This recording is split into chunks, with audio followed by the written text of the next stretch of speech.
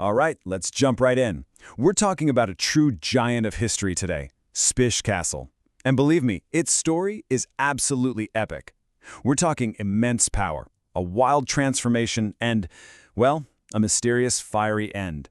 This place has seen centuries come and go, and we're going to unpack its whole incredible journey. So first things first, you've got to understand the scale we're dealing with here. Just look at it. Spiš Castle isn't just big, it is colossal. We're talking over 41,000 square meters. That makes it one of the largest castle sites in all of Central Europe. To put that in perspective, that's like stuffing several football fields inside stone walls.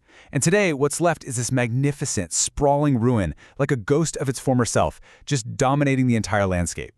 Which, brings us to the big question, right? I mean, how does a castle this massive, this important, just end up in ruins? A small fort, sure, that can happen.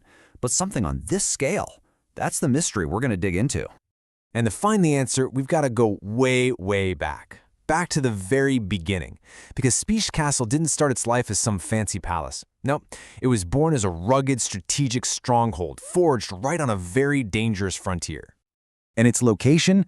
Well, its location was everything. You see it there, tucked into what's now eastern Slovakia. It was basically a massive guard post. From that high ground, it watched over the northern border of the massive Kingdom of Hungary. And believe me, this wasn't just some random hill they decided to build on. Picking this spot was a calculated, powerful move. And we're talking seriously old here. The first stone walls started going up way back in the 12th century.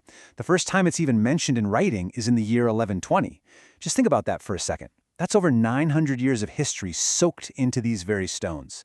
That's older than the Magna Carta. It's just incredible. And this really shows you just how important it was. Spiš Castle wasn't just some military fort. Oh no, it was the absolute nerve center for the entire region.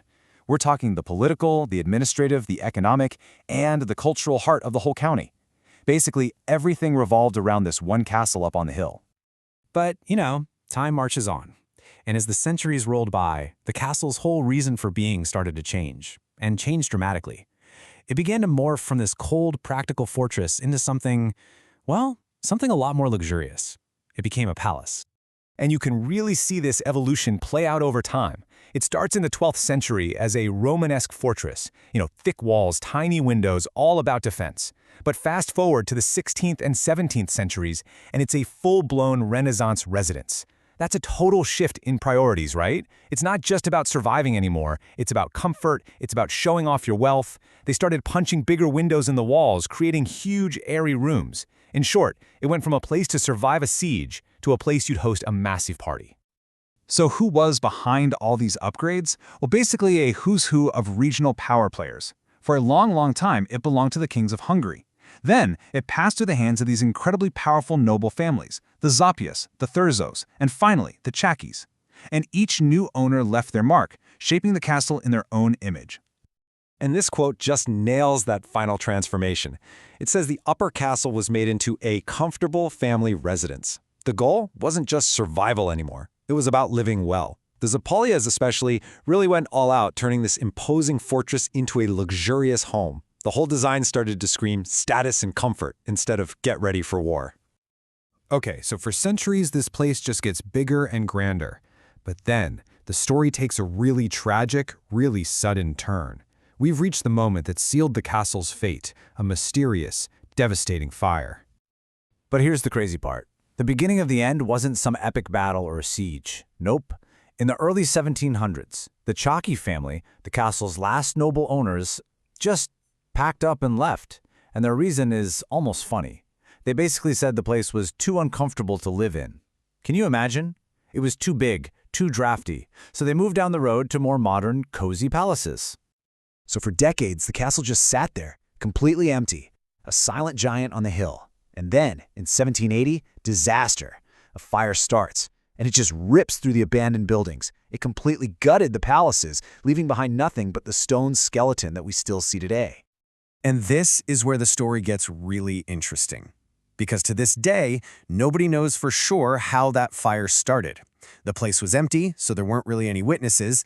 But of course, over the years, a few very compelling and very different theories have popped up. So what happened? We're basically left with three competing theories. Theory 1, A tax dodge. Maybe the owners torched it on purpose because there were extra taxes on buildings with roofs. No roof, no tax. Pretty clever, huh? Theory 2, a simple lightning strike. A big storm rolls in and bam, an act of nature. And Theory 3, which is my personal favorite, a moonshine accident. The story goes that some soldiers who were stationed there were trying to brew their own booze, and, well, things got a little out of hand. So, was it fraud, nature, or a party gone wrong? We'll probably never know for sure.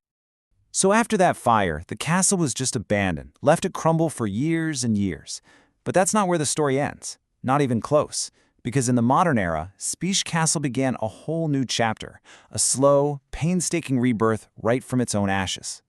And this comparison just says it all, doesn't it? On one side, you have a vision of the castle at its absolute peak, a living, breathing, roofed fortress. And on the other, the beautiful, tragic ruin it became.